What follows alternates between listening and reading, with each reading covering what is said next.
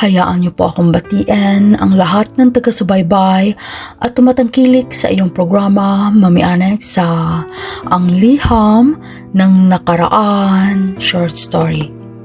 Tawagin niyo na lang po ako sa pangalan na Jinky na taga Misamis Oriental.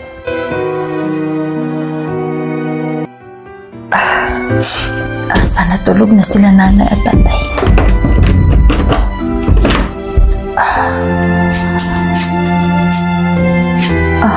Nay, gising pa kayo?